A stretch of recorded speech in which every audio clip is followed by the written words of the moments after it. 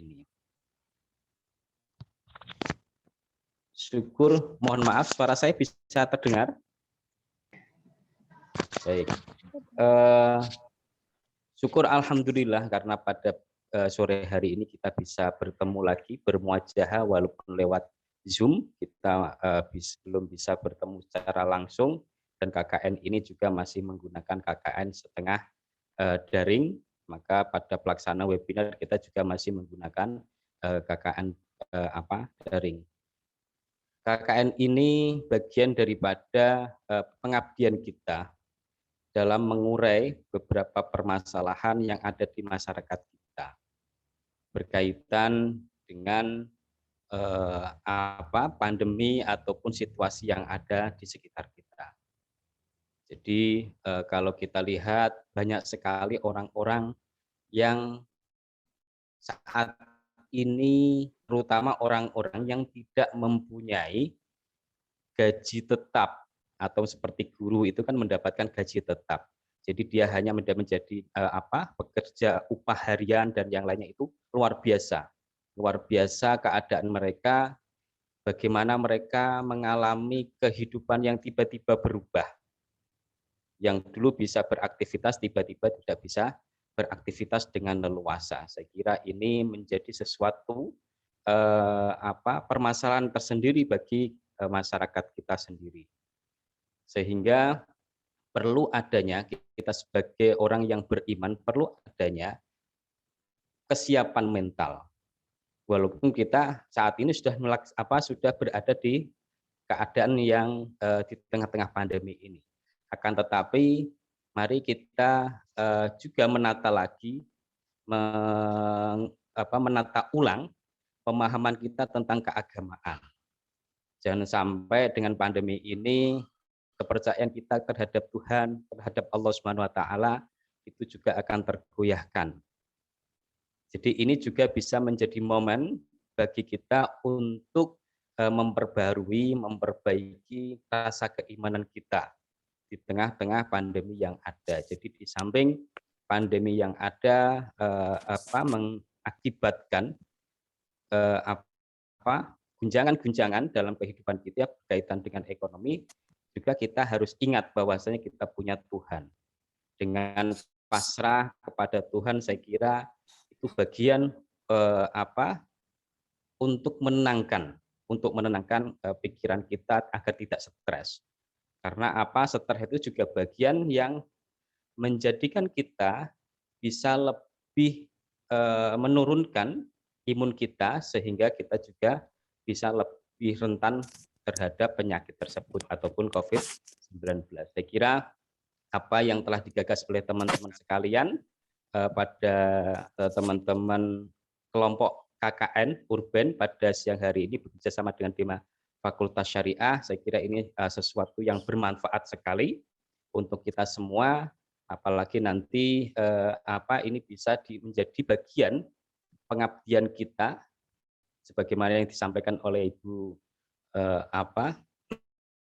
Dekan tadi, sebagai pengabdian kita terhadap masyarakat, walaupun itu mungkin tidak sebesar ataupun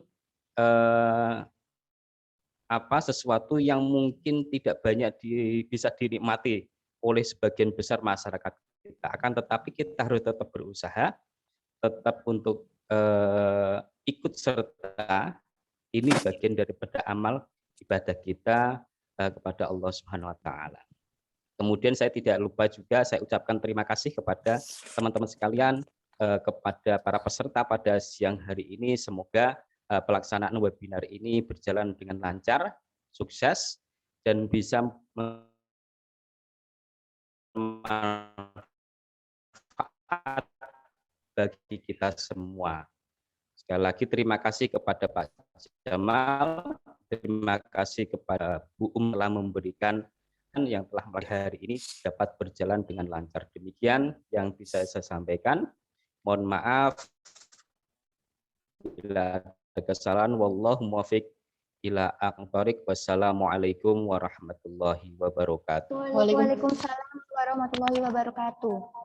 Selanjutnya memasuki acara inti, yaitu pemaparan materi oleh panelis sekaligus diskusi dan tanya jawab yang dipandu secara langsung oleh Kak Isna Maulida Putri selaku moderator. Kepada Kak Isna, waktu dan tempat saya persilahkan. Baik, terima kasih saya sampaikan kepada MC yang telah memimpin jalannya acara webinar sore pada hari ini. Langsung saja. Terima kasih kepada teman-teman semua, wabil khusus kepada pembicara kita, Bapak Jamal Makmur yang telah berkenan hadir dan menjadi pembicara pada webinar kita sore hari ini. Di sini saya Isna Maulida, mahasiswa semester 6, Prodi PGMI Institut Pesantren Matlul Falah, akan memimpin jalannya webinar dan diskusi yang akan berlangsung pada sore hari ini. Sebelum kita mulai webinar. Yang pertama, yakni peserta wajib mengaktifkan opsi video dan menampilkan wajah asli atau bukan foto. Kemudian, peserta boleh menggunakan pakaian santai, tapi tetap rapi dan sopan. Yang ketiga, selama acara berlangsung, peserta harus mengatur akunnya pada mode silent atau diam, atau menonaktifkan opsi mikrofon kecuali diperbolehkan oleh moderator. Dan yang terakhir, peserta diperbolehkan mengirimkan pertanyaan pada kolom chat. Baik, langsung saja. Sebelum saya persilahkan kepada pembicara untuk menyampaikan materi, saya akan menyampaikan kurikulum vitae beliau, Bapak Dr. Jamal Makmur Asmani. Bernama lengkap Jamal Makmur Asmani, lahir di Pati pada tanggal 11 Oktober tahun 1979. Beliau mengenyam pendidikan di MI dan Sanawiyah di Madrasah Misbahul Ulum Pasucian Trangkil Pati dan melanjutkan aliyah di MA Matlul Falah dan lulus pada tahun 1997. Selain itu, Bapak Dr. Jamal Makmur Asmani ini menempuh pendidikan non-formal. Yang pertama yakni di Pesantren Raudhatul Ulum Kajen Pati pada tahun 1995 sampai 1998. Dilanjutkan beliau hijrah di Pesantren Sunan Ampel di Kabupaten Jombang pada tahun 1991 sampai 2002 dan dilanjutkan di Pesantren Salafiyah Seblak Jombang sampai 2002 dan di Pesantren Mahasiswa Al-Aqobah Jombang pada tahun 2002 sampai 2004. Selanjutnya, beliau merupakan lulusan pasca sarjana di IAIN Wali Songo Semarang pada tahun 2014. Baik, itu tadi kurikulum vitae dari pembicara kita sore hari ini. Untuk selanjutnya, waktu dan tempat kami persilahkan kepada beliau Dr. Jamal Makmur Asmani untuk menyampaikan materi. Monggo Bapak. Assalamualaikum warahmatullahi wabarakatuh. Waalaikumsalam warahmatullahi wabarakatuh. Alhamdulillahil qail fi kitabihil karim. A'udzu billahi minasyaitonir rajim. Bismillahirrahmanirrahim. Alladzina amanu wa tadma'innu qulubuhum bi dzikrillah ala bi dzikrillahi tadma'innul qulub. Wa qala nabiyyuna wa habibuna wa syafi'una wa hujjatuna Muhammadun sallallahu alaihi wasallam al-qaili ala inna fil jasadi mudghah idza saluhat saluhal jasadu kullu wa idza fasadat fasadal jasadu kullu alla wa hiyal qalbu wa ala alihi wa sahbihi ajmain amma ba'd. Yang kami muliakan Bapak Rektor, Bapak Wakil Rektor, Bapak Ibu Dekan, Bapak Ibu Kaprodi, Sekprodi, segenap sivitas akademika Institut Pesantren Matlul Falah. Wabil khusus Bapak Kiai Khotib, ini sama-sama dengan saya, pernah di Matlul Falah, pernah di Jakarta, kembali ke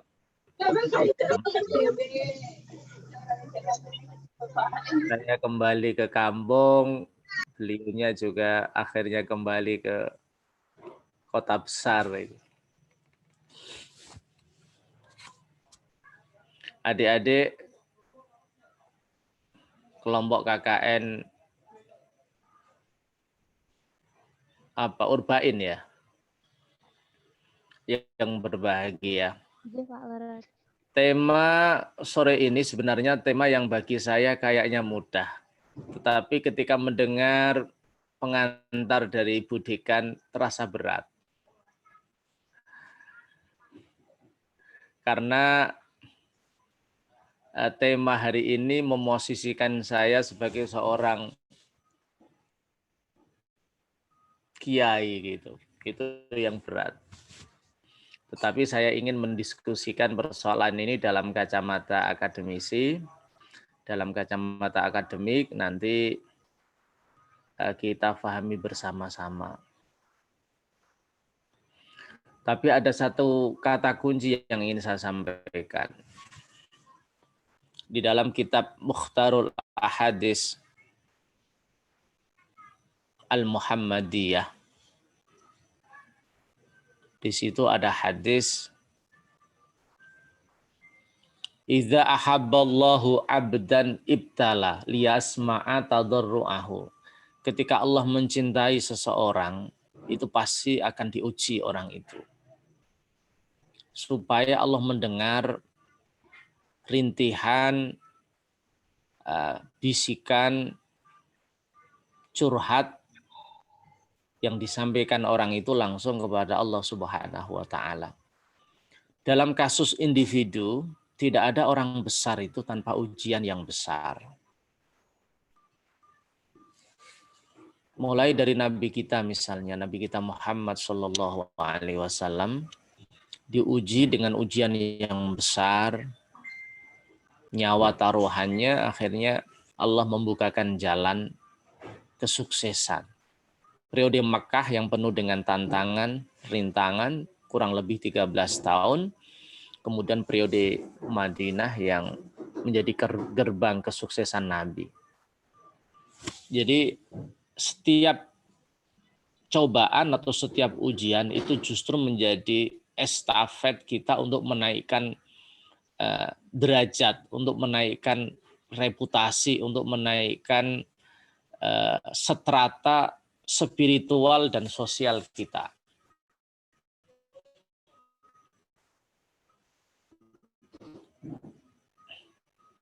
Kiai Haji Muhammad Ahmad Sahal Mahfud adalah seorang ulama besar yang kita kagumi. Kalau adik-adik pernah membaca buku yang saya tulis, biografi intelektual Kiai Sahal atau fikih sosial Kiai Sahal atau tasawuf sosial Kiai Sahal, banyak yang saya tulis ya. Ini juga mau terbit salah satunya ini tentang pemikiran kebangsaan Kiai Sahal.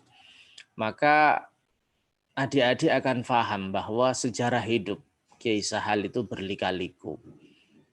Beliau ditinggalkan oleh ayahnya, oleh ibunya, kemudian diasuh oleh para ulama Kiai Nawawi, kemudian diasuh oleh paman beliau Kiai Haji Abdullah Zain Salam, berpindah-pindah. Tetapi ujian itulah yang justru akan menjadikan beliau sebagai sosok pemimpin yang luar biasa. Langsung kita ke PowerPoint saja karena sudah ditampilkan di sini.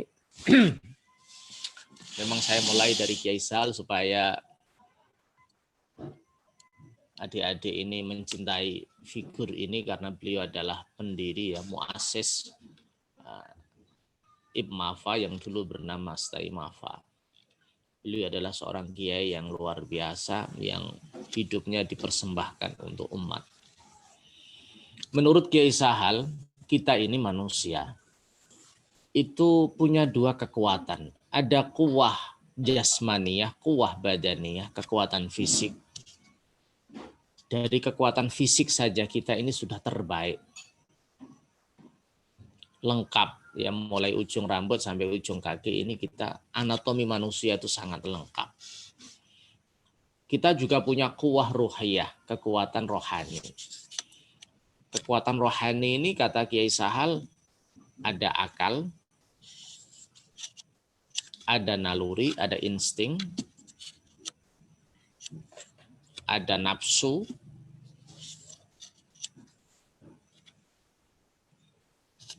ada emosi tadi, ada hati. Jadi kombinasi kekuatan badaniyah dan ruhiyah inilah yang membuat manusia ini fi ahsani taqwim, dalam bentuk yang sempurna. Kalau malaikat itu hanya diberikan kuwah ruhiyah, kekuatan rohani, hewan hanya diberikan kuwah badaniyah, kekuatan jasmani, sapi, kerbau, onta, kambing, apapun itu hanya punya kuwah badaniyah. Sementara kita ini dua-duanya. Ada kuwah badaniyah, ada kuwah ruhiyah. Kombinasi yang luar biasa yang menjadikan manusia ini sebagai makhluk terbaik yang diciptakan Allah. Tetapi karena manusia itu punya dua kekuatan itu yang terus berperang di dalam jiwanya, maka manusia juga punya dua potensi. Potensi yang positif seperti yang disampaikan Bu Dekan tadi, menyembah Allah dan meramaikan bumi. Juga punya potensi negatif. Ifsadul ardi dengan safkud dima, merusak bumi, baik merusak moralnya, merusak sumber daya alamnya, merusak ekonominya, merusak peradabannya dan lain-lain, atau safkud dima, mengobarkan konflik, agitasi, konfrontasi, perang di muka bumi ini. Sejarah kemanusiaan penuh dengan sejarah pertumpahan darah. Kalau kita baca sejarah Islam penuh dengan pertumpahan darah. Kita ingat sejarah Karbala 10 Muharram misalnya, tragedi pembunuhan cucu Nabi Sayyid Husain itu penuh dengan intrik, penuh dengan tipu daya, penuh dengan kekejaman yang luar biasa. Ini disitir di dalam Al-Quran. Bismillahirrahmanirrahim. Wa idh qala rabbuka lil malaikati inni ja'ilun fil ardi khalifah. Ketika Allah mendeklar mau menciptakan kita di muka bumi ini, didebat sama malaikat. Qalu ataj'alu fiha may yufsidu fiha wa yasfikud dima wa nahnu nusabbihu bihamdika wa nuqaddisu lak. Ya Allah, mengapa engkau jadikan manusia yang suka merusak bumi, yang suka mengalirkan darah sebagai khalifah, pemimpin? Kan lebih baik kami, kata malaikat, wa nahnu nusabbihu bihamdik. Kita yang senantiasa menyucikan engkau ya Allah. Apa jawaban Allah? Qala inni a'lamu ma la ta'lamun. Saya lebih tahu apa yang engkau tidak tahu.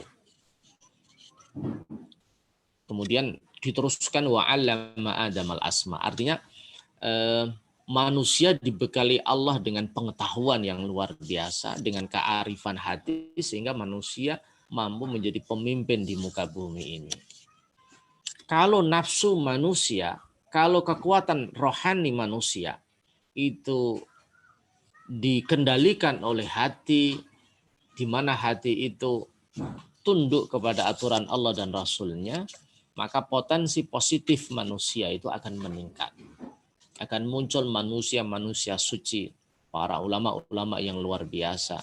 Syekh Ahmad Mutamakin, Syekh Ronggo Kusumo, Syekh Mizan, Kiai Haji Abdullah Zain Salam, Kiai Haji Muhammad Ahmad Sahal Mahfud, Hadrat Syekh Yasim Ash'ari, itu manusia-manusia yang jalan hidupnya penuh dengan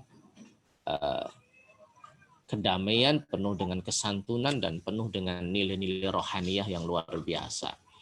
Tetapi ada juga manusia yang seperti Qabil ya, yang kemudian ada Fir'aun, ada Haman, ada koruptor, ada pembunuh kelas kakap gitu, dan lain-lain.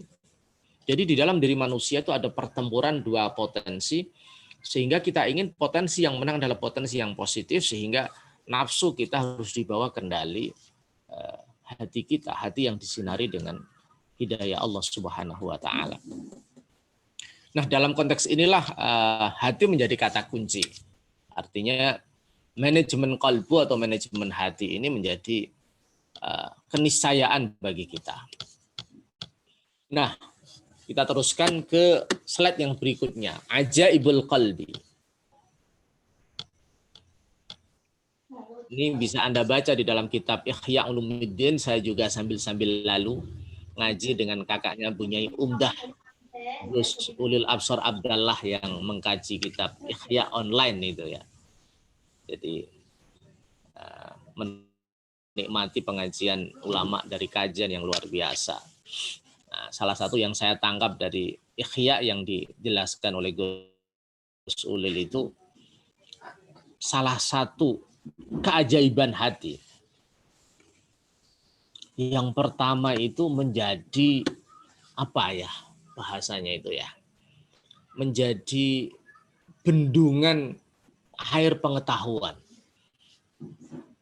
Jadi kita itu mendapat kucuran air pengetahuan yang maha dahsyat.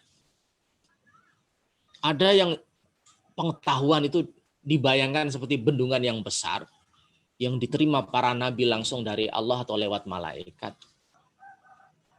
Atau bendungan yang di bawah itu para ulama-ulama kita.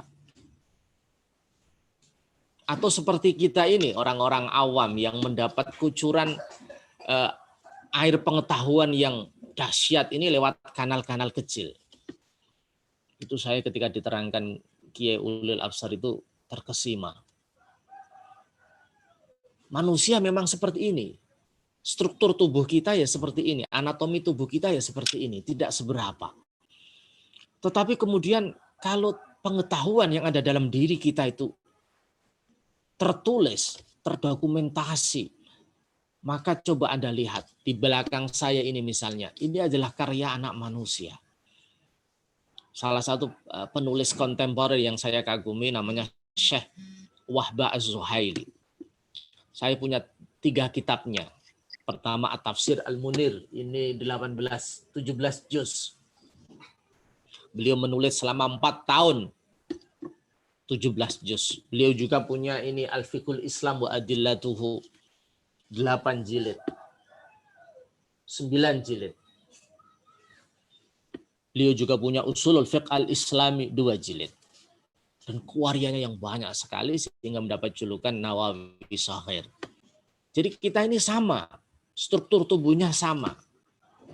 Tetapi ketika pengetahuan manusia yang berasal dari Allah, innamal ilmu indallah, ini kan berasal dari Allah, itu ternyata kemudian menjadi sungai-sungai pengetahuan, menjadi lautan pengetahuan yang luar biasa. Otaknya sama, tetapi ternyata isi otak manusia itu dahsyat. Sehingga ada sebuah riset yang mengatakan di dalam otak kita ini ada berjuta-juta sel kecerdasan. Sehingga ketika kita menggunakan sel kecerdasan itu, sejak lahir sampai mati itu tidak akan pernah habis. Artinya ilmu apapun yang kita serap itu otak kita akan memuat. Otak kita lebih canggih daripada hard disk ya, daripada laptop, daripada apapun. Karena itulah salah satu keajaiban hati yang kita harus sadar bahwa sesuatu yang anugerah yang besar dari Allah itu sementara ini kita tidurkan, tidak kita optimalkan untuk menggali pengetahuan sedalam-dalamnya. Yang kedua, keajaiban hati itu menerima pancaran cahaya dari Allah. Allahu nurus samawati wal ard. Allah adalah cahaya langit dan bumi. Artinya hati kita lah yang bisa menangkap sinyal hidayah, taufik dari Allah Subhanahu wa taala. Jadi hati manusia kata Imam Ghazali ini di satu sisi berisi bendungan lautan pengetahuan, di sisi yang lain menjadi sumber kearifan, sumber kewaskitaan. Dalam bahasa wali tentu ada indera keenam. Hati yang betul-betul bersih itu mampu menangkap cahaya Allah yang luar biasa. Banyak sekali kisah para tetangga saya ketika sowan Mbah Dullah Salam itu Masya Allah. Jadi atau ketika saya menulis buku tentang beliau itu, banyak hal-hal yang akan datang yang menjadi kenyataan. Apa yang beliau sampaikan, beliau dawahkan itu menjadi kenyataan. Sesuatu yang karena hati beliau menerima pancaran cahaya dari Allah sehingga Allah memberikan kemuliaan atau karomah yang tidak dimiliki oleh orang lain. Ini ajaibul qalb, keajaiban hati.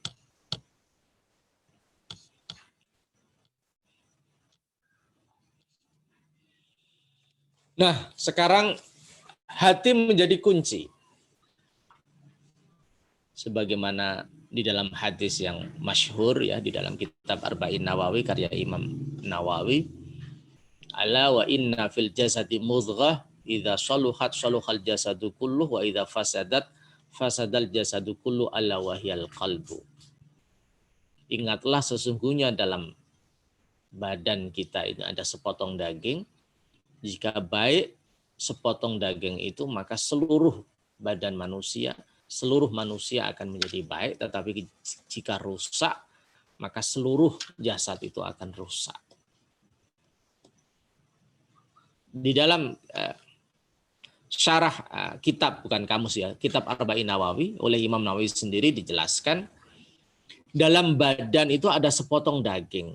Jika tenang daging itu, maka tenanglah seluruh organ manusia. Jika membelot, maka membelotlah seluruh organ tubuh.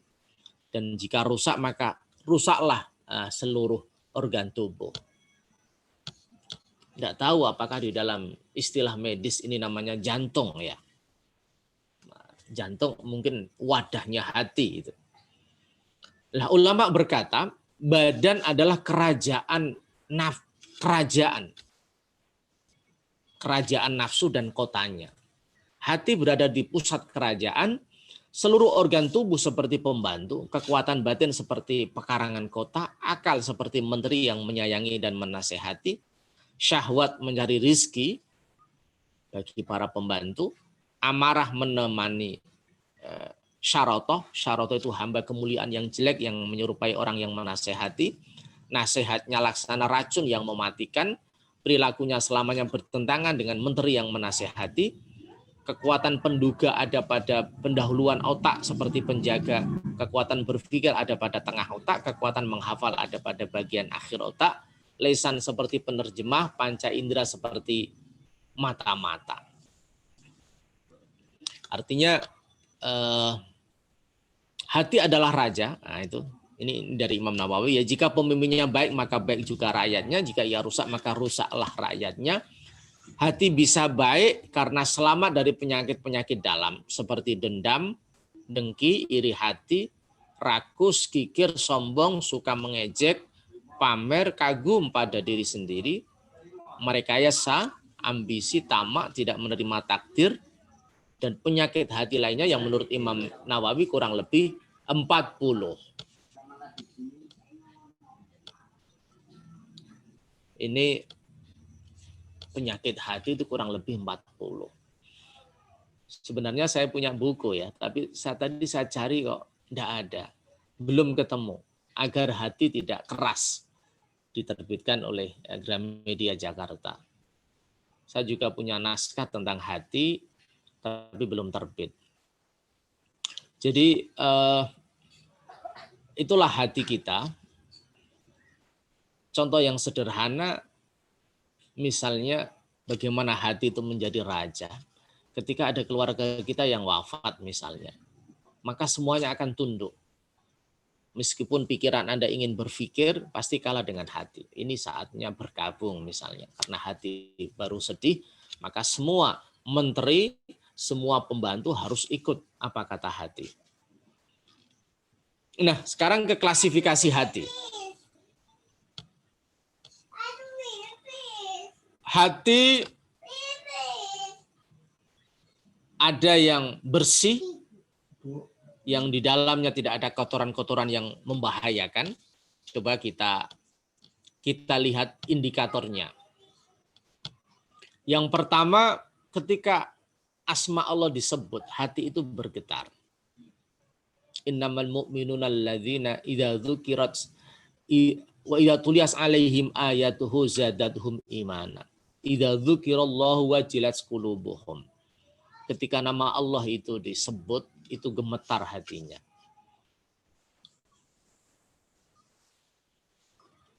Coba Anda lihat, Anda ingat sejarah ketika Nabi berhijrah, kemudian Nabi dibonceng ya, dikejar oleh siapa itu, Suraqah ya, membawa pedang dengan lantang, berkata, siapa yang sekarang bisa menolongmu? Dijawab, Allah. Jadi kalau kita memang sudah mampu ketika nama Allah disebut, kemudian hati kita bergetar, itu berarti hati kita bersih. Tidak ada kotoran di dalam hati kita. Tentu punya hati yang seperti ini bukan gratis ya, tetapi melalui proses tazkiyah, pembersihan yang luar biasa. Yang kedua, hati yang senantiasa mengagungkan syiar-syiar kebesaran Allah. Saya kira yang paling tepat adalah ketika dibaca Al-Quran, hati kita gemetar. Salah satu guru kami yang luar biasa adalah Kiai Haji Ahmad Nafi Abdillah. Ketika beliau menjadi imam dan khatib Jum'ah di Masjid Kajen, itu hampir pasti beliau meneteskan air mata. Kita para santri yang menjadi makmum mendengar khutbah beliau, menjadi makmum ketika beliau menjadi imam, itu kita bergetar. Sejauh itu kedalaman beliau ketika ayat-ayat Allah, idza tuliyas alaihim ayatuhu, ketika ayat-ayat Allah dibaca, itu jiwa beliau bergetar dan tidak terasa mengalir air matanya. Jadi salah satu tanda orang baik adalah ketika ayat-ayat Al-Quran itu dibaca, hatinya bergetar, merasakan kehadiran Allah dan tidak terasa jiwa ini penuh dengan dosa, sehingga ya menangis itu salah satu ekspresi yang tulus karena merasa diri ini banyak dosa, dan ayat-ayat Allah yang dibaca itu menunjukkan kita ini jauh dari tuntunan Allah. Yang ketiga, hati yang diberi rasa tenang oleh Allah. Ini yang selalu disampaikan oleh para imam ketika memimpin tahlil, ya alladzina amanu wa tatma'innu qulubuhum bi dzikrillah. Ala bi dzikrillahi tatma'innul qulub. Ini sulitnya setengah mati. Salah satu upaya yang coba saya lakukan itu adalah dengan menanamkan tauhid. Jadi hati menjadi tenang itu dengan memahami secara mantap sifat jaiz Allah, fi'lu kulli mumkinin aw tarkuh. Jadi ketika kita membaca la ilaha illallah misalnya, maka paling tidak Anda meyakini an-nafi'u wad-daruhu Allah.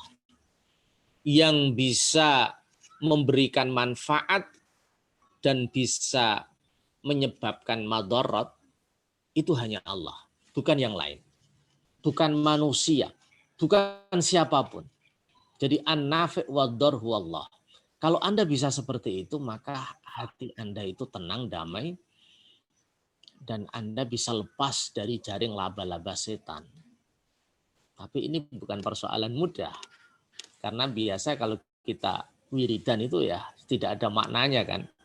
La ilaha illallah. La. Jadi paling tidak hati kita merasa bahwa an-nafi' wad-daruhu Allah. Yang bisa memberikan manfaat dan membahayakan itu hanya Allah. Jadi ngapain kita minta yang lain gitu? Karena an-nafi' wad-daruhu Allah.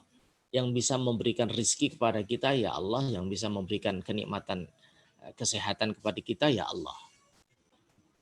Itu ya dilatih ya, tidak semudah itu. Karena waktunya mungkin ya sudah sore. Hati yang kotor tentu banyak sekali ya indikatornya. Keras, tidak menerima nasihat, sombong, membatu, tidak ingat Allah, hati yang lalai ketika ayat-ayat Al-Quran dibaca, hati yang di situ banyak penyakitnya. Nah, bagaimana kiat menyucikan hati?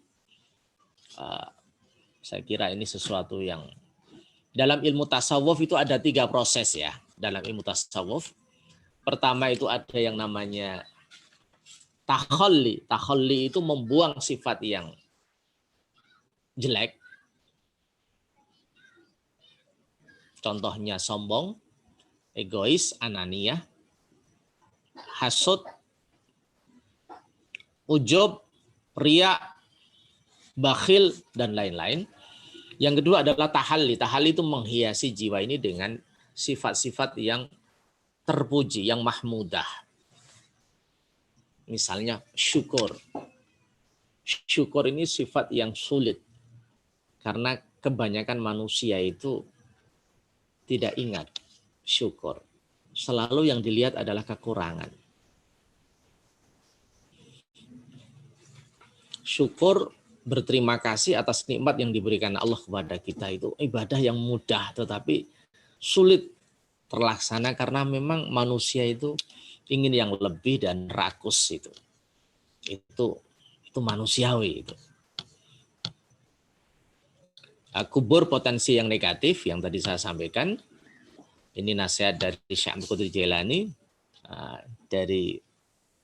Saya suka membaca buku-bukunya Kiai Haji Abdullah Kimnansyar ya. Saya banyak mengoleksi buku-bukunya dan ini sering disampaikan, sering dilakukan ya. Bila hati kian bersih, pikiran pun selalu jernih, semangat hidupkan gigih, prestasi mudah diraih. Gitu.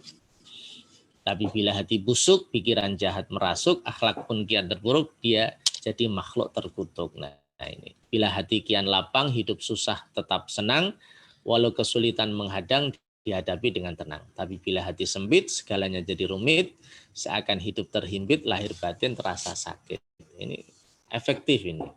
Kalau dilakukan, menarik ini.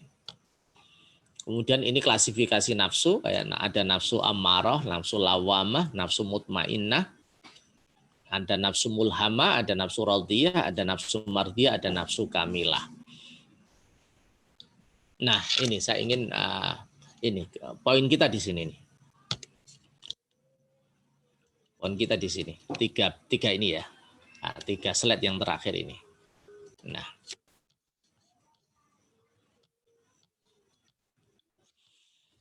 Saya menulis buku ini Al-Man'u Ainul Ata. Kurang lebih 1 tahun saya mendalami, merenungi kalam-kalam hikmah Imam Ibnu Athaillah As-Sakandari. Yang kemudian saya jadikan judul buku. Banyak sekali di sini dalam buku saya ini saya menjelaskan 41 kalam hikmah hikam ya Ibnu Athaillah As-Sakandari dalam kitab Hikam.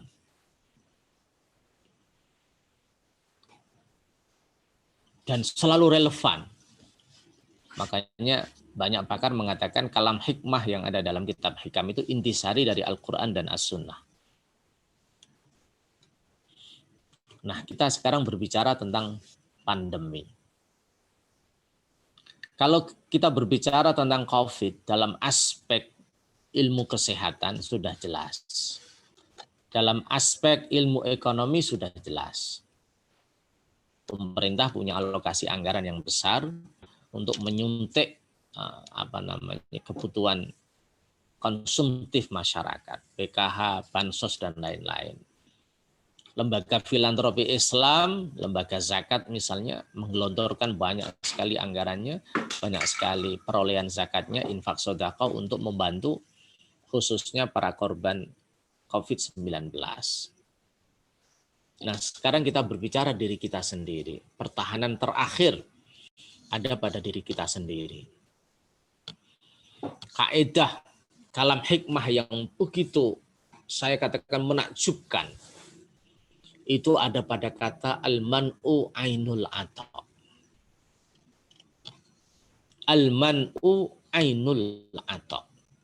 Slide-nya setelah ini ya, coba biar paham. Terus. Nah ini. Jadi al-man'u ainul ata. Ketika Allah menghalangi kita mendapatkan sesuatu yang kita inginkan, pada hakikatnya Allah itu memberi kita.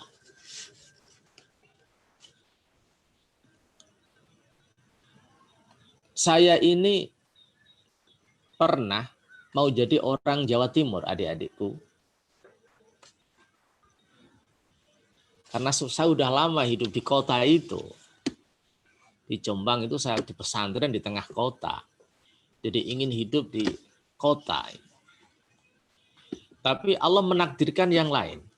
Harus kembali ke kampung. kampung saya ini jauh dari keramaian ya, karena sebelah barat hutan, sebelah selatannya juga hutan, pokoknya desa yang apa ya, yang damai karena tidak bising.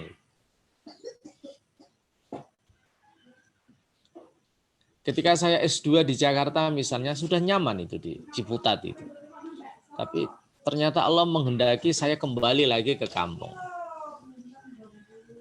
Maka kaidah ini tuh relevan Anda pahami, Anda resapi, dan Anda buktikan dalam kenyataan. Al-man'u ainul ato. Ketika Allah menghalangi kita meraih apa yang kita inginkan, ainul ato itu hakikat pemberian yang sebenarnya. Ketika Nabi Muhammad ditinggal oleh bapaknya, ibunya, kakeknya, itu grand design Allah untuk mematangkan kepribadian Muhammad, untuk membangun mentalitas Nabi kita yang sehingga Nabi muncul sebagai seorang pemimpin yang tangguh, yang tidak cengeng, yang berani menghadapi apapun problem itu, sebesar apapun, tantangan segede apapun. Ini al-man'u ainul ato. Ketika Allah menghalangi manusia mencapai sesuatu, pada hakikatnya itulah pemberian terbaik Allah. Tetapi bagaimana cara kita menangkap kaidah ini? Karena kaidah ini itu akan Anda rasakan kebenarannya di ujung. Di ujung.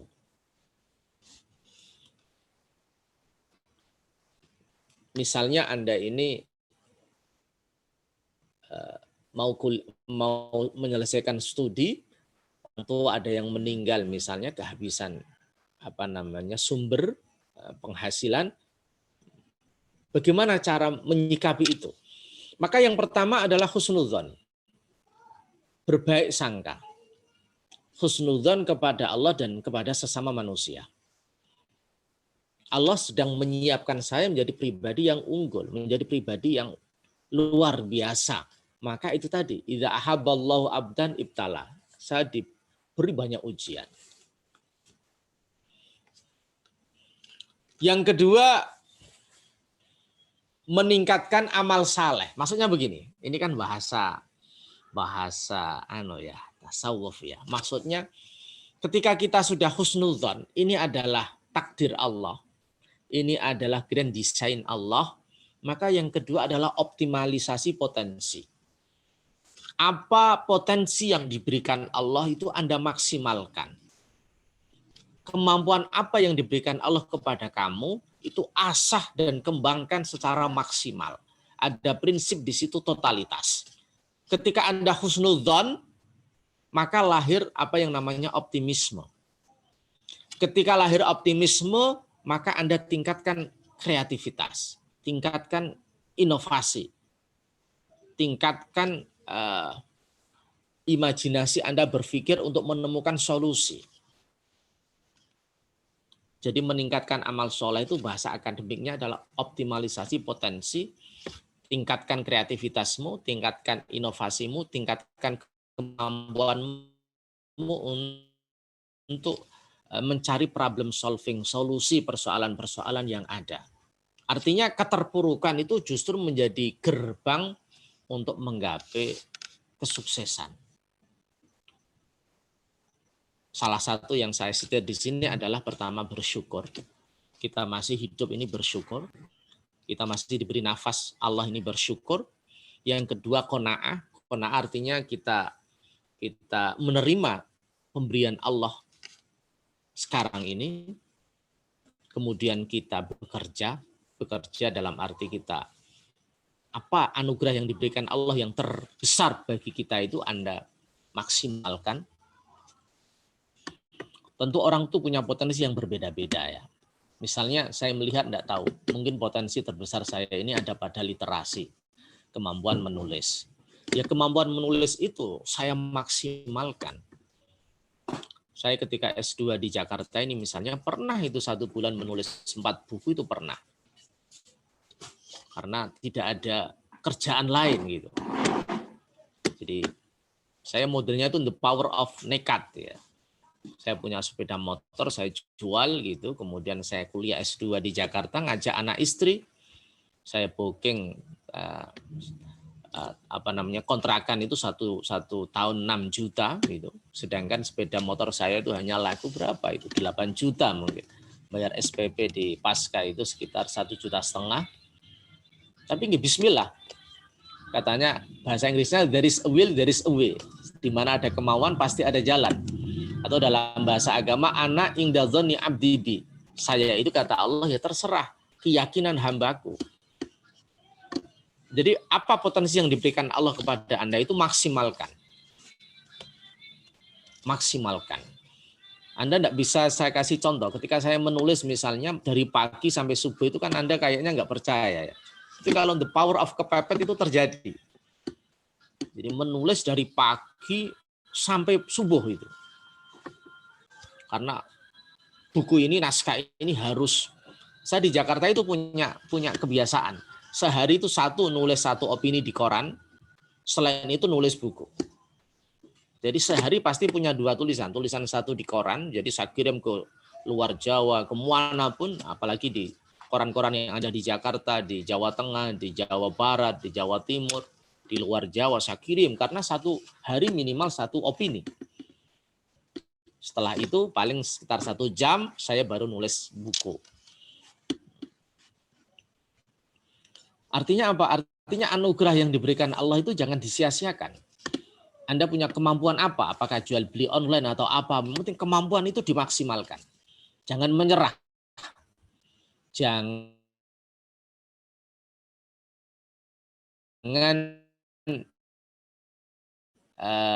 pesimis pasti.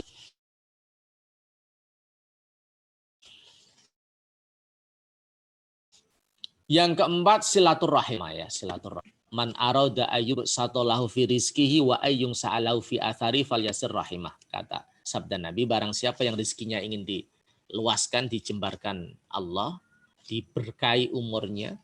Ada yang mengatakan umurnya dipanjangkan, tapi para ulama mengatakan ya keberkahan umurnya, falyasir rahimah. Maka sambung silaturahim. Artinya semakin banyak kita silaturahim, maka semakin banyak relasi, semakin banyak friend ya, yang itu menjadi pintu untuk menggapai kesuksesan. Orang-orang besar itu selalu punya kemampuan melakukan jejaring sosial yang luas. Tentu yang ketiga adalah membantu sesama. Ini kalkulasi Tuhan, kalkulasi Allah. Kalau orang yang beriman tentu tidak percaya. Masa alladzina yunfikuna fi kamathali habbah. Orang yang membantu orang lain kan seperti biji. Kamathali habbatin ambatat sab'a sanabil. 1 biji menjadi 7 tangkai, fi kulli sumbulatin mi'atu habbah. Setiap 1 tangkai menjadi 100. Jadi 1 kali 100 kali 700. Itu kan matematika Allah. Ya hilang. Tapi membantu sesama yang pas. Kesimpulan webinar kita pada sore hari ini adalah yang pertama, bahwa pandemi ini itu takdir Allah. Ada pandemi ini, kita harus ada. Harus yakin ya, pandemi ini sedang berlangsung, itu adalah takdir Allah.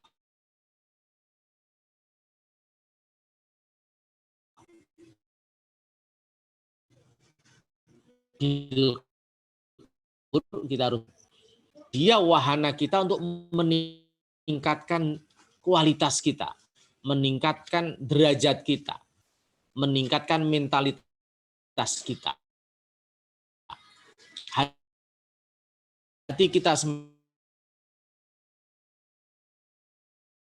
semakin bersyukur ketika nikmat sehat. Tetapi makanya saya dorong era pandemi, ayo segera nulis karena waktu luang menjadi banyak. Dan banyak sekali teman-teman yang asalnya karena sibuk dia nggak bisa menulis, dengan era pandemi dia banyak menulis, menghasilkan banyak karya. Termasuk yang kemarin saya beli dari Jombang, seorang kiai menulis kitab. Luar biasa. Karena di era pandemi ini waktu luang sangat banyak. Ini salah satu contoh. Adik-adik mahasiswa belajar teknologi, jual beli online, tapi harus yang kalau bisa menjadi pemain sekelas Tokopedia misalnya, sekelas apa, itu kan sekarang eranya. Anda punya potensi yang berbeda-beda. Jadi pandemi ini menjadi momentum Anda untuk bangkit. Paling tidak saya sebagai dosen di IPMAFA itu belajar teknologi.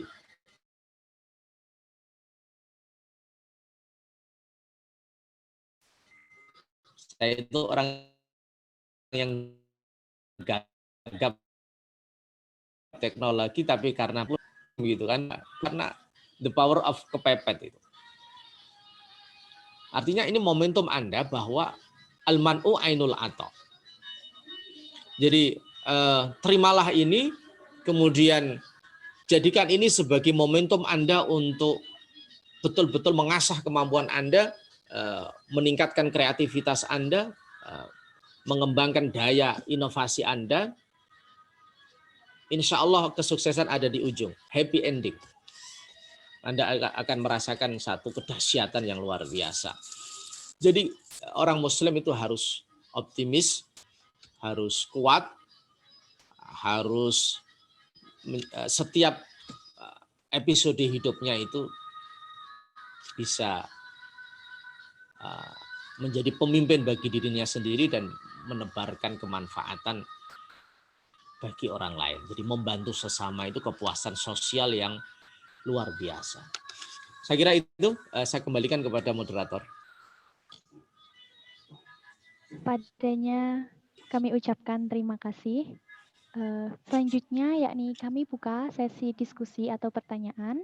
Di sini kami sudah menyimpan beberapa pertanyaan yang telah teman-teman tulis di kolom komentar. Yang pertama dari Saudara Ahmad Jauhar Asrori. Yang pertama ini mungkin sudah ada tadi disampaikan oleh beliau, namun mungkin bisa Bapak ulas ulas kembali. Apa yang dimaksud dengan nafsu muhimmah dan lawamah? Yang kedua, apakah benar tingkatan ilmu itu ada 3 tingkatan? Yakni yang pertama sombong, yang kedua merasa rendah hati, dan yang ketiga merasa masih rendah. Terima kasih. Ahmad Jauhari Asrori. Ini dari mana Mas Jauhari ini? Dari IPMAFA, Pak. Semester 3. Oh. Wah, ini sudah berbicara tentang nafsu ya. Insya Allah. Ini saya kutip dalam kitab Tanwirul Qulub ya. Pembagian nafsu menjadi 8 itu. Pertama saya terangkan saja semuanya ya, tadi karena tidak saya terangkan. Pertama nafsu ammarah. Nafsu ammarah ini di dalam Al-Quran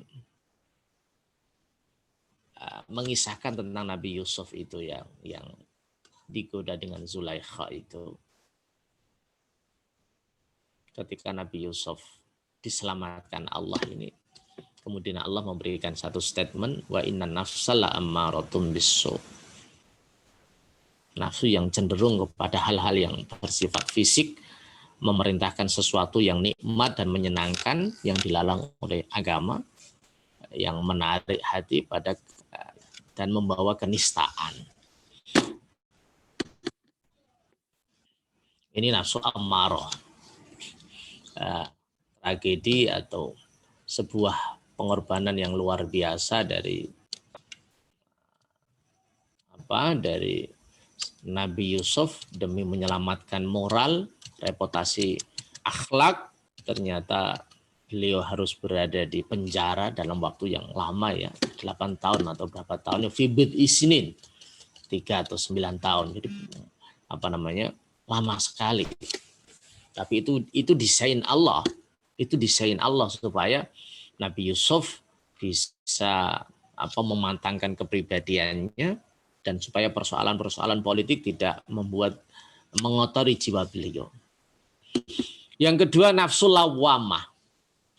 Ini ada di dalam Al-Qur'an ya, surat Al-Qiyamah. La uqsimu biyaumil qiyamah wa la uqsimu bin nafsil lawamah. Bin nafsil lawamah. Ayahsabul insanu allan najma'a idhamah bala qadirina ala an nusawwiya banana. Jadi Syekh Amin Kurdi, musannif kitab Tanwirul Qulub itu menjelaskan nafsu lawamah itu nafsu yang menerangi jiwa dengan cahaya hati. Kadang-kadang mendorong untuk taat dan kadang-kadang mendorong pada kejelekan. Kemudian ia merasa menyesal dan menjelekkan dirinya sendiri. Nafsu ini adalah sumbernya penyesalan.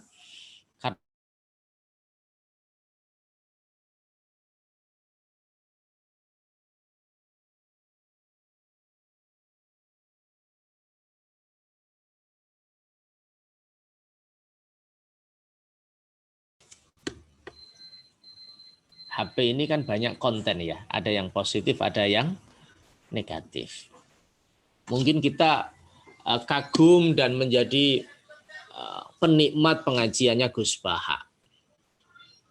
Kalau saya tambah kiai saya Kiai Musta'in Syafi'i. Sekarang ada Gus Baha, ada Gus Mus, ada Kiai Anik Muhammad, dan ada guru saya di Jombang namanya Kiai Musta'in Syafi'i. Punya kajian tafsir aktual. Ternyata satu saat kita juga nonton konten yang tidak baik di dalam HP kita, misalnya pornografi. Anak muda kan, saya kan juga pernah muda ya kan. Anak muda itu rasa penasarannya kan tinggi. Nanti kalau sudah menikah ada agak reda itulah. Kalau belum menikah kan penasarannya tinggi. Nah, kemudian Anda menyesal karena Anda orang baik, Anda menyesal gitu. Kemudian Anda bertaubat, membaca istighfar gitu. Jadi Anda kemudian nyesel itu. Yang ketiga, tapi saya kira Mas, ini memang domain tasawuf yang agak tinggi ya. Ketika nafsu mutmainnah, karena memang pengarang kitab ini itu seorang mursyid ya. Nafsu yang menerangi dengan cahaya hati sehingga dia lepas dari sifat yang jelek. Jiwa menjadi tenang untuk menggapai kesempurnaan. Nafsu ini menjadi pangkal meraih kesempurnaan.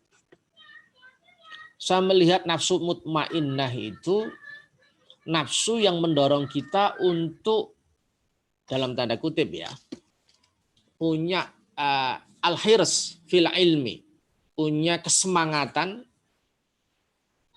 untuk meningkatkan ilmu setinggi-tingginya, kemudian menjernihkan hati. Yang dimana ketinggian ilmu dan kedalaman hati itu membuat hati kita ini tenang. Ya Tuhan nafsul mutmainnah irji'i ila rabbiki radiyatan mardiyah fadkhuli fi ibadi wadkhuli jannati. Hati yang selalu bersama dengan hamba-hamba Allah yang baik, hati yang selalu rindu kepada kebaikan dan selalu surganya Allah. Ini memang tidak persoalan mudah ya Mas ya, karena bagaimana kita melihat klasifikasi ini yang disampaikan oleh Syekh Muhammad Amin Kurdi. Nafsu mulhamah, misalkan Syekh Amin Kurdi menerangkan nafsu yang mendapat ilham dari Allah untuk menerima ilmu. Nafsu yang rendah hati, tawaduk, menerima yang sedikit dari pemberian Allah, artinya qanaah, dan hati yang dermawan. Nafsu ini menjadi pangkal kesabaran, syukur, dan siap menerima beban ibadah. Makanya kalau kita kembali kepada kajian usul fikih, yang namanya ilham itu tidak bisa menjadi hujjah. Ilham itu tidak bisa menjadi hujjah kecuali ilham yang dari Nabi.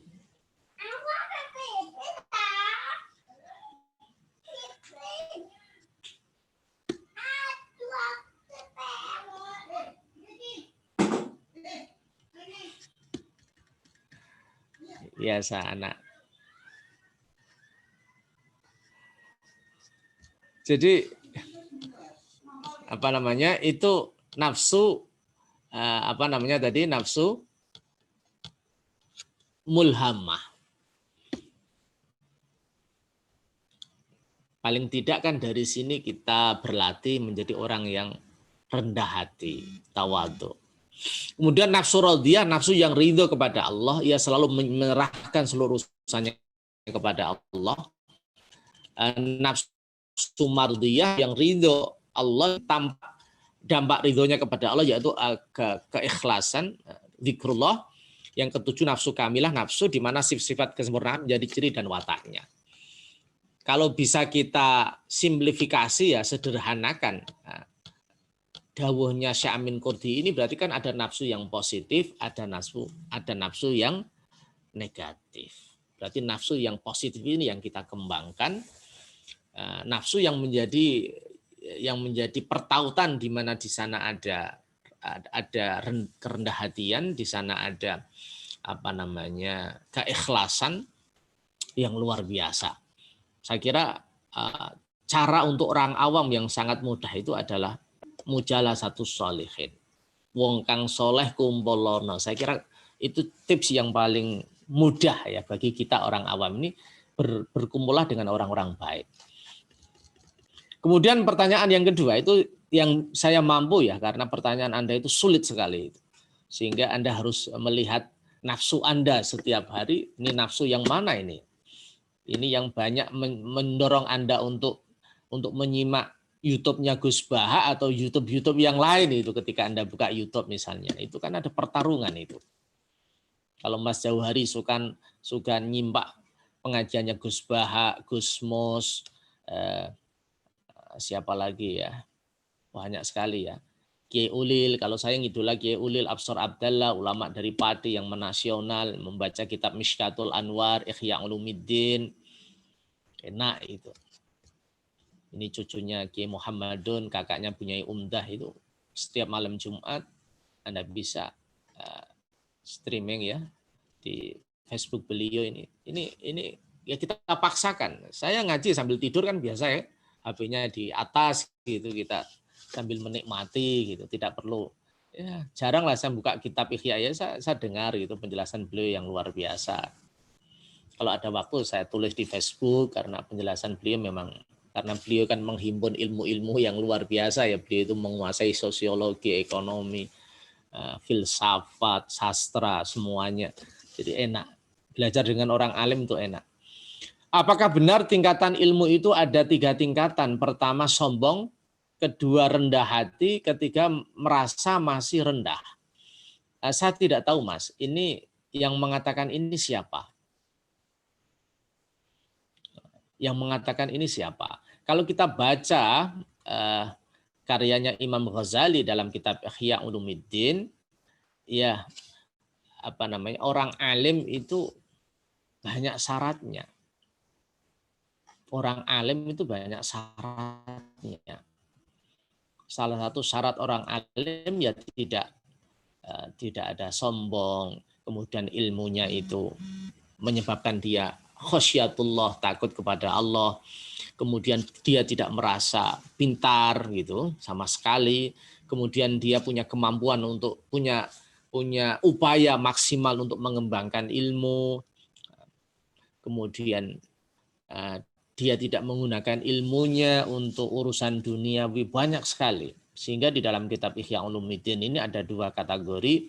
Ada ulama dunia dan ada ulama ul akhirah. Ada ulama dunia dan ada ulama akhirat. Ini Imam Ghazali. Ini luar biasa.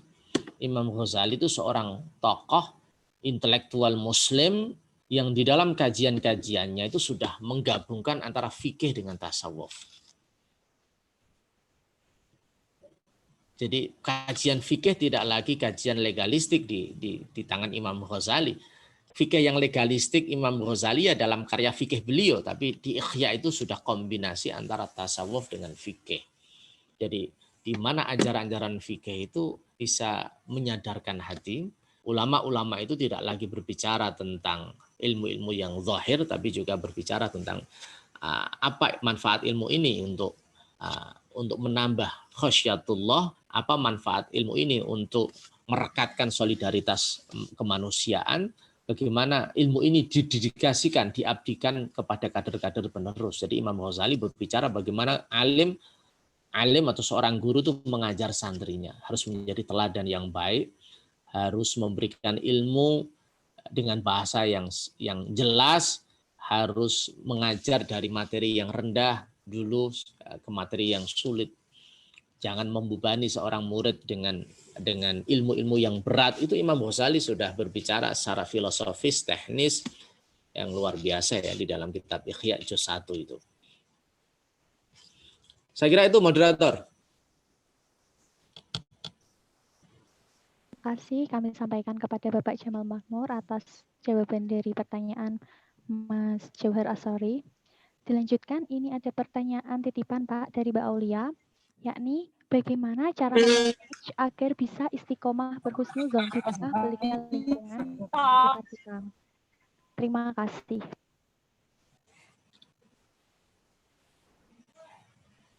Pertanyaan yang kedua ini ya, dari Mbak Amina. Ini pertanyaan terakhir ya? Mboten niki Mbak Aulia Pak benten malih. Sebelum Mbak Amina Rizky ini tadi ada pertanyaan titipan. Apa? Diulang lagi pertanyaannya? Assalamualaikum.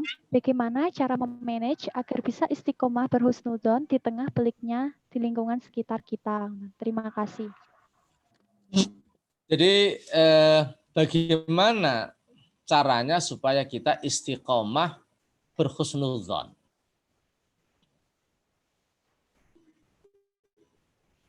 Cara yang pertama menurut saya adalah kita harus melihat apa yang ada pada diri kita. Bukan melihat apa yang ada pada diri orang lain.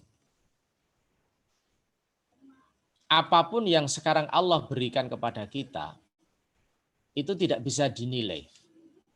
Tidak bisa dinilai. Apapun itu.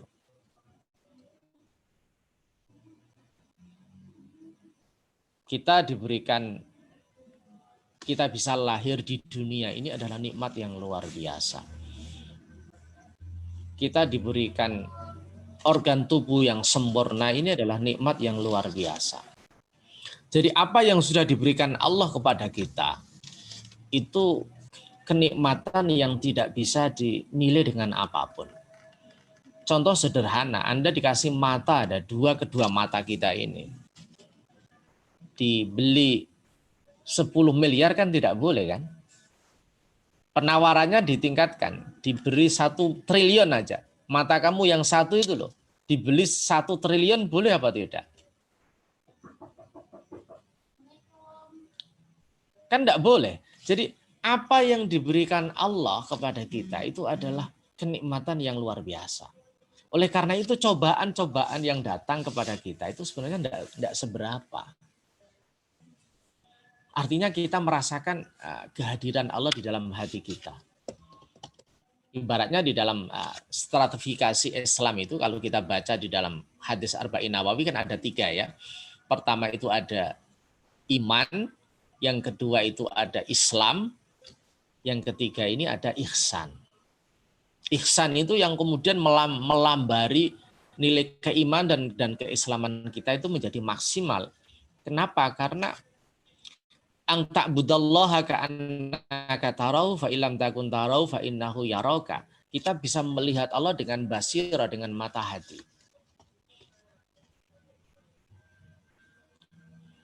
Saya masih ingat misalnya dawuhnya Mbah Yasir, guru kami di Matholiul Falah.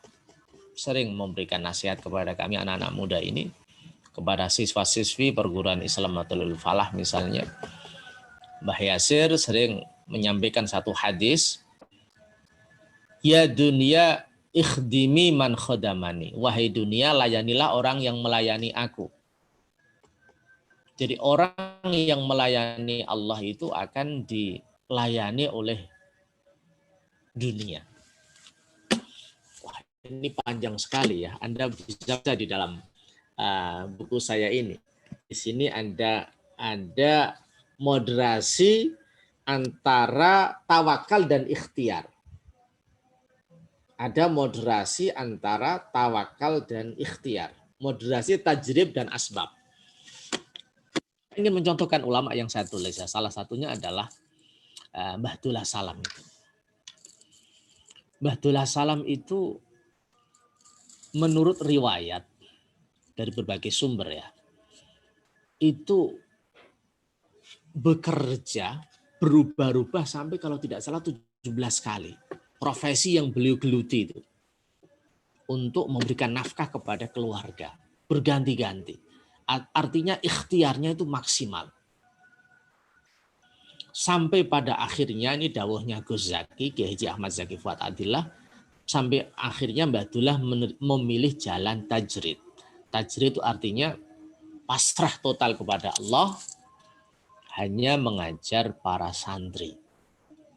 Justru ketika Mbah Dullah ini memilih makom tajwid, ketika sudah maksimal di dalam makom ikhtiar, itu berdirilah pondok pesantren Matoliul Huda, PMH Pusat itu. Jadi dari situ saya paham bahwa PMH Pusat itu muassisnya adalah Mbah Dullah Salam, bukan Mbah Salam. Di eranya Mbah Abdus Salam, pendiri Matoliul Falah itu, beliau hanya punya musola, dan pesantren yang pertama yang didirikan adalah PMH Putra oleh kakaknya Mbah Dullah, yaitu Kiai Mahfud Salam, abahnya Kiai Haji Sahal Mahfud. Jadi ketika Mbah Dullah itu memilih makom tajrid, maka justru beliau bisa istiqomah mengajar para santri, kemudian ada pondok pesantren, dan rizkinya itu min haitsu la yahtasib. Memang unik Mbah Dullah itu. Ketika saya wawancara dengan Kiai Haji Rahmat Nur, ya, muridnya Mbah Dullah yang menjadi mursyid itu. Ketika ada pengajian di PMH Pusat itu, tetangganya Mas Niam ini, Mas Ahmad Khairun Niam yang ikut webinar ini. Ada orang yang ngasih amplop kepada kiai. Kan biasa kan ngasih amplop. Itu kemudian diumumkan. Besok-besok tidak boleh salaman. Ada pengumuman, setelah pengajian tidak boleh salaman. Coba kalau makamnya orang biasa, wah, kalau yang ngaji itu 500 orang, amplopnya 500, wah, berapa itu? Kalau Mbah Dullah tidak, Toma itu menutup pintu rizki. Ki Rahmat Nur cerita, saya menemani orang membawa uang banyak, sowan Mbah Dullah untuk sedekah. Ini Mbah, uang saya untuk Mbah Dullah sedekah. Mbah Dullah duka, marah. Kamu anggap saya ini orang miskin apa? Kamu kasih. Mboten Mbah, mboten. Ini nggih sedekah kula kangge panjenengan. Kena tanggam-tanggam sing ora duwe, tetangga-tetangga kamu yang tidak punya. Oh, tetangga kula sampun kula paringi Mbah. Ini Kiai Rahmat Nur cerita kepada saya. Oh, berarti kamu nganggap saya ini tidak punya uang. Terus Mbah Dullah itu bawa sekebok uang. Oh, itu tamunya kaget itu. Masya Allah. Inginnya kan hormat sama kiai ya, sedekah sama kiai, tapi Mbah Dullah dengan menampakkan diri sebagai seorang hamba Allah yang tidak tomak kepada pemberian ma fi aidin nas. Ini jadi syaratnya istiqomah adalah pertama adalah melihat apa yang diberikan Allah itu yang terbaik, yang luar biasa. Yang kedua adalah ya latihan tawakal. Latihan tawakal, berserah diri. Kalau saya sebagai anak muda, saya ini kan anak muda ya, kamu lebih muda dari saya. Jadi tawakal itu saya tempatkan sebagai amal batin. Amal batin ya amal hati. Kalau zahirnya ya misalnya saya menulis, ya saya menulis. Persoalan buku yang terbit nanti bestseller atau tidak itu urusan Allah.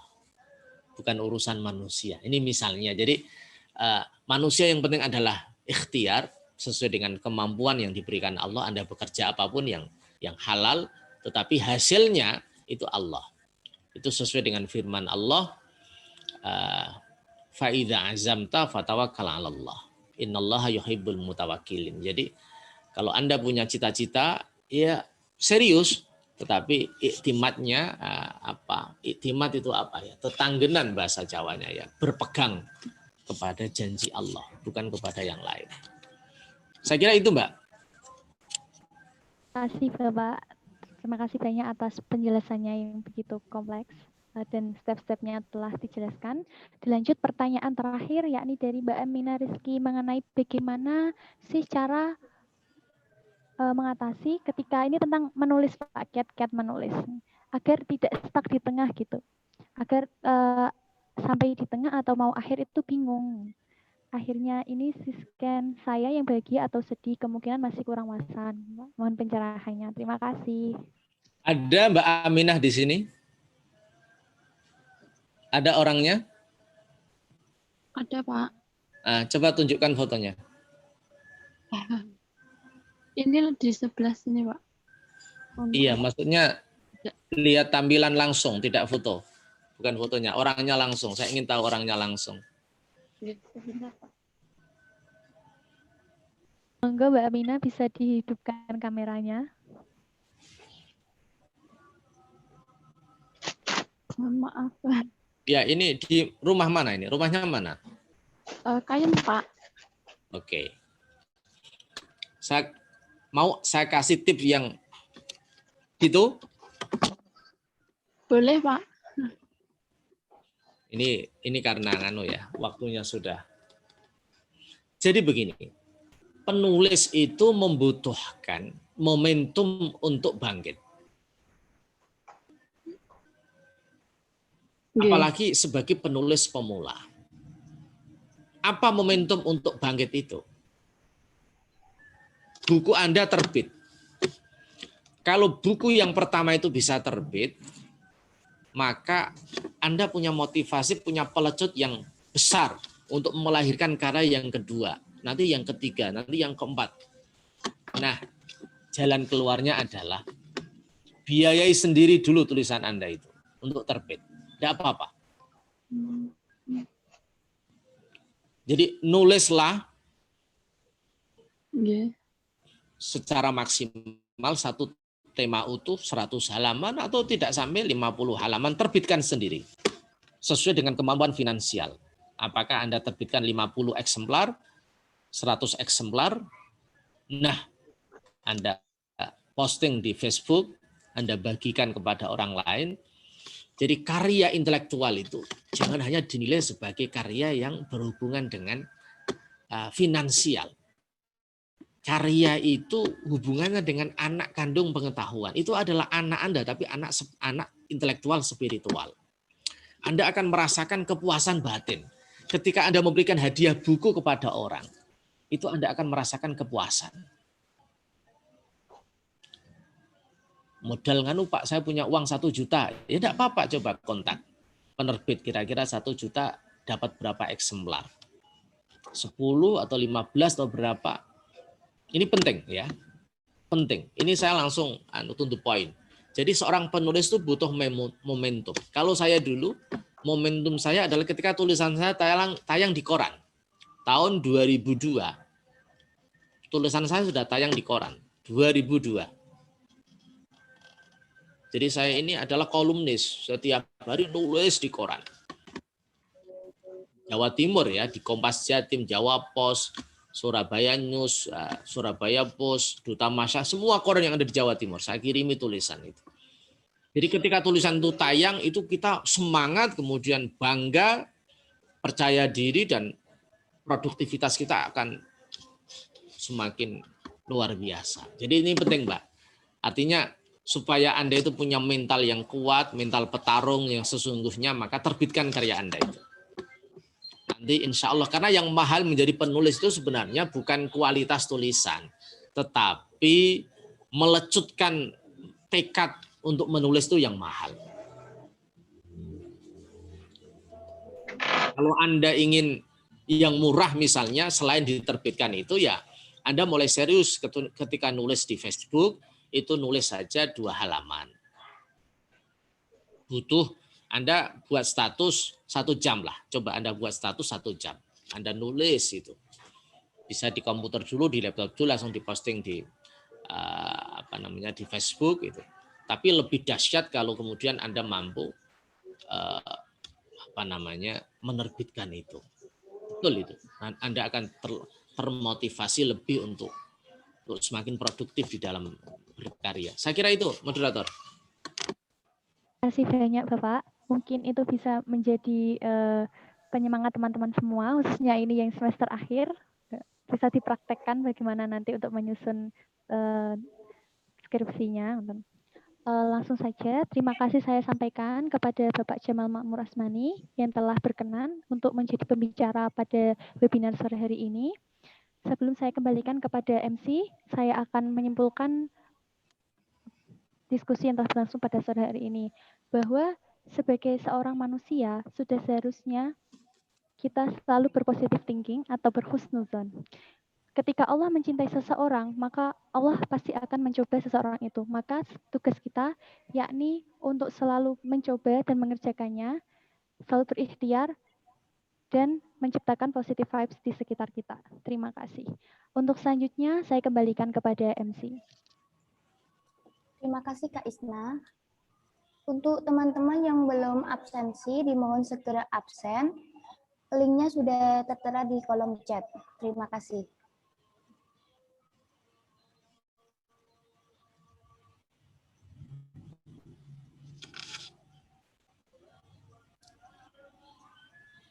Semuanya akhirnya kita sudah ada di penghujung acara. Terima kasih yang sudah hadir pada hari ini dan terima kasih juga kepada narasumber kita yang sudah berkenan hadir di kesempatan sore hari ini. Terima kasih atas perhatiannya. Mohon maaf jika terjadi kesalahan dan kekurangannya selama acara berlangsung. Wabillahi taufik wa hidayah. Wassalamualaikum warahmatullahi wabarakatuh. Waalaikumsalam warahmatullahi wabarakatuh. Mohon maaf jangan keluar dulu nggih. Sesi foto terlebih dahulu. Monggo teman-teman kameranya bisa dinyalakan. Ayo. Ayo monggo panitianya segera bersiap. Mbak Amina rajin beli buku ya. Nggih, Pak. Nggih, Pak.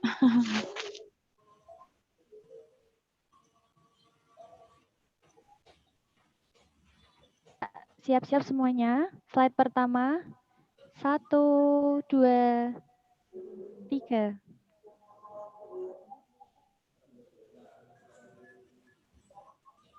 Sudah, selanjutnya. Slide selanjutnya. 1, 2, 3. Kayak bebas teman-teman. Ayo, terakhir. 1, 2, 3.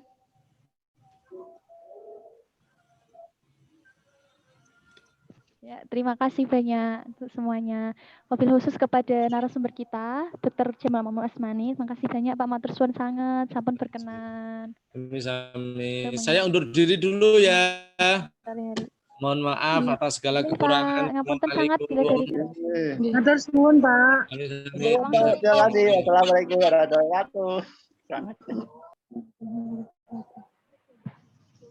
wabarakatuh. Ya, silakan teman-teman, boleh keluar. Ya.